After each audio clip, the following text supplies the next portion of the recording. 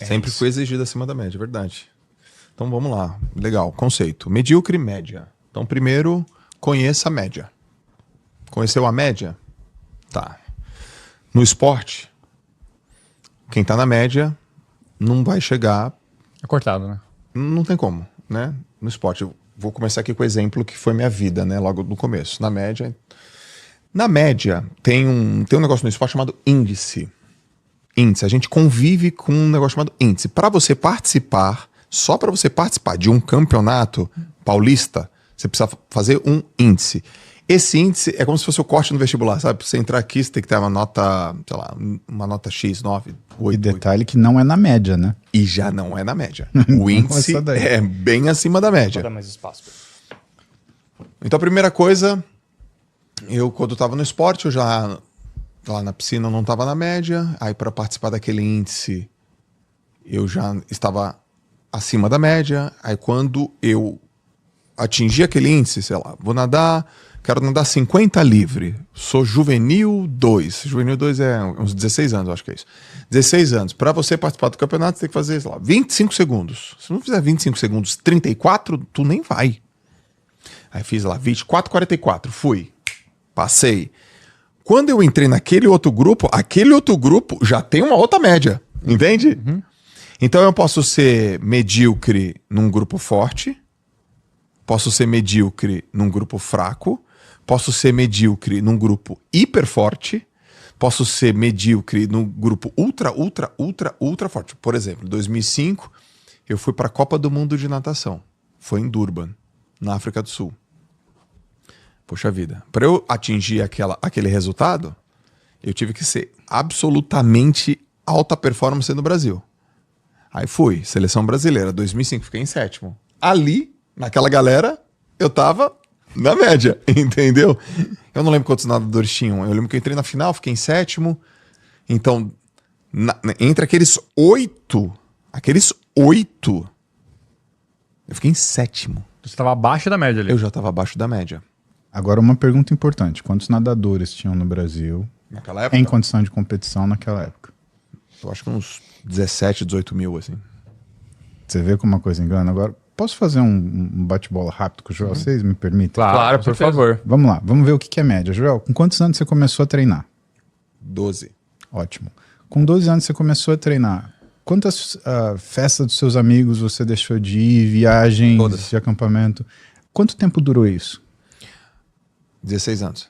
Quanto tempo demorou para você conseguir ter tempo e falar assim, não, eu quero fazer uma faculdade, eu quero chegar nesse... E você criar condições para isso sem perder o esporte?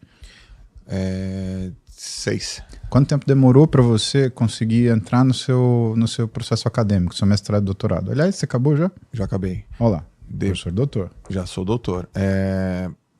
Mestrado, nossa, peraí, vamos lá. 12, mestrado foi... entrei em 2009, 12... então, caramba, peraí. Então, 2009, 28, 12, 16. Então tá bom. Você foi doutor com quantos anos? 43. Então tá, olha só que interessante isso. Se a gente for pegar a idade que o JJ concluiu o doutorado dele, se formou doutor, é muito acima do que as pessoas que dedicam sua vida, sei lá, na faculdade e que acabam conseguindo entrar mais cedo porque não tem esporte, acabam saindo mais cedo porque não tem o compromisso do esporte, acabam entrando em programas de mestrado e doutorado mais cedo e hoje você tem um doutor com 25 anos, às vezes 26, tem mais jovem que isso, mas na média, antes dos 30, a pessoa é um doutor.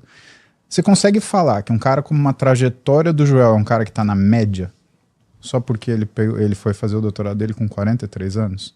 A pergunta é, o que você tem na sua vida que te permite chegar na onde você quer, nos momentos que você quer, para você olhar que aquilo, por mais que aparente uma média, não, aquilo é uma coisa extraordinária. Eu acho que essa é uma pergunta importante, porque o que a gente está vendo é o custo que houve na vida de uma pessoa para ela fazer, por exemplo, só a parte acadêmica dela. A gente não está falando constituir família, a gente está falando fazer, sei lá, a primeira viagem internacional com a sua mulher e com seus filhos. As primeiras férias. Quando você foi ter férias? Ah lá. Faz tempo, eu não sei. Então, como é que a gente Foi bem longe, demorou. Então, como é que a gente fica na média? Eu acho que a gente pode começar, ou pode continuar esse assunto e falar, tá, na média do quê? né, a gente quer? Porque tem muitas coisas que são, e vamos falar medíocre no sentido de estar na média, mas que fazem muito bem pra gente. Né? Por um acaso, ontem eu assisti um filme que chama The Bricklayer.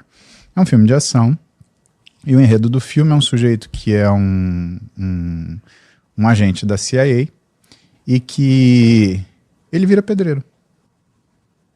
Só que existe um problema, um sujeito que ele enfrentou há uns anos, esse sujeito volta cometendo uma série de crimes que ele quer criar uma condição de desestabilização de política internacional, e eles trazem esse cara de volta e falam, vai pegar ele. Sem querer dar spoiler, né, mas no final do filme, né, evidentemente é um filme, né, estilo década de 2000, que o mocinho ganha de todo mundo, né, mas o sujeito, o chefe da CIA, pergunta para ele, mas por que pedreiro? E ele tem uma das respostas filosóficas que para mim valeu o filme, porque ele falou assim, porque eu pego um tijolo na minha mão, eu sei exatamente o que fazer com ele, eu sei exatamente como ele vai reagir. E quando a gente olha para aquilo que a gente chama de necessidade de conforto na nossa vida, é uma questão de previsibilidade. Se você não tiver nada na sua vida que seja na média, que seja medíocre, você não tem paz na sua cabeça.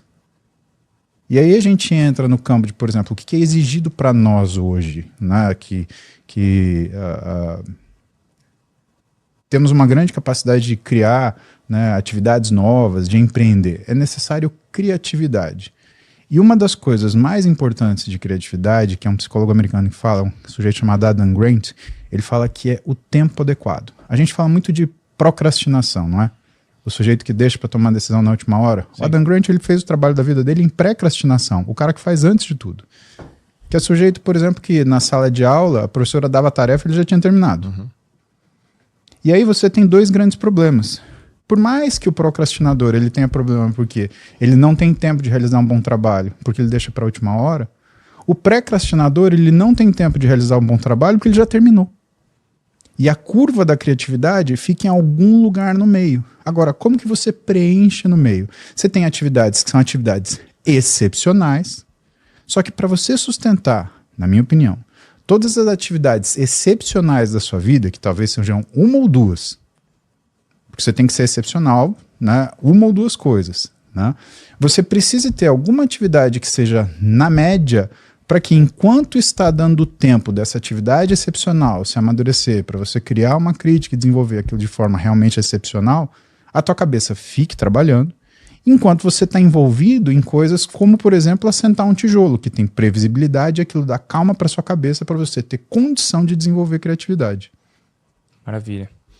Leozão, você tem alguma coisa para pontuar aí? Você está pensativo? Estou pensativo. Acho que a gente começa esse podcast com um ponto de partida da vida medíocre. Eu entendi a largada de vocês. Uhum. Eu entendi a largada. Mas eu também entendi o ponto. Mas também entendi do doutor. Perfeito. Então vamos estabelecer essa média do que a gente, que é assim, que é unânime. Vamos estabelecer que é unânime, que não é legal, entendeu? Porque que galera, não é legal isso aqui. Exato. Aonde não é legal, você tá na média. Onde não é legal, tá na média. Vamos estabelecer. Até pegando um pouco do gancho do core do podcast, né, que é finanças e negócios, vamos colocar então a parte financeira da galera. A parte de reconhecimento profissional, a parte de... Porque se você pegar, por exemplo, qual que é a média de salário do brasileiro? Será que a média do salário brasileiro, o brasileiro consegue viver bem no país que tem hoje? Eu vi isso outro dia. Era uma coisa tipo, se você ganha mais de 5 mil reais, você é considerado rico no Brasil. Mas a média não é 5 salários mínimos. Eu acho que a média é que 5 mil reais você é considerado rico. Mil, né? Sei lá. Era uma coisa muito baixa. Se a gente pega essa foto, então... Deixa eu ver aqui como que é no ChatGPT. Como que a gente consegue sair disso? Sair dessa média, vamos dizer assim, se a gente estiver falando financeiramente. A média financeiramente. A média do salário brasileiro nos estudos de 2025 é de 3 mil reais. Caraca. Essa é a média. Que não dá pra fazer nada. Kaique, aproveita, confirma essa informação. Acho que é 28, quanto que é considerado rico no Brasil? É 28. Nem colocar rico, colocar classe média é melhor, né? Não, coloca classe... O que é considerado classe alta? O que é financeiramente? Pra gente ter uma ideia.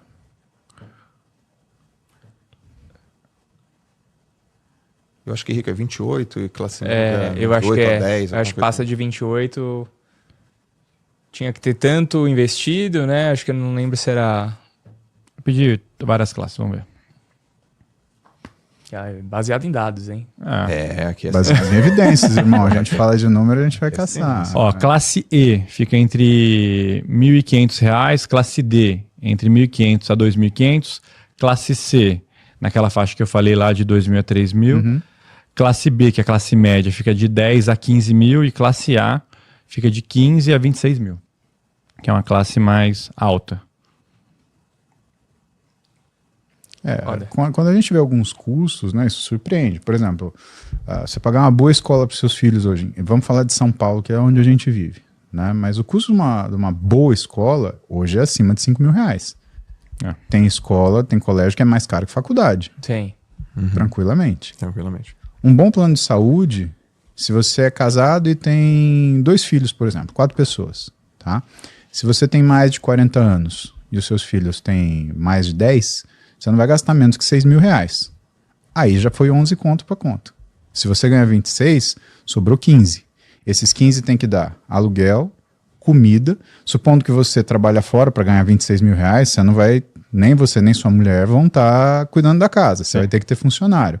Para esse funcionário, se você pagar para ele um salário de R$2.500, mais ou menos, você tem impostos em cima disso, vira 5.000. Esse 15 já vira 10. Que é para comida e outras coisas. E aí a gente entra, né? O que você gostaria de prover para sua família?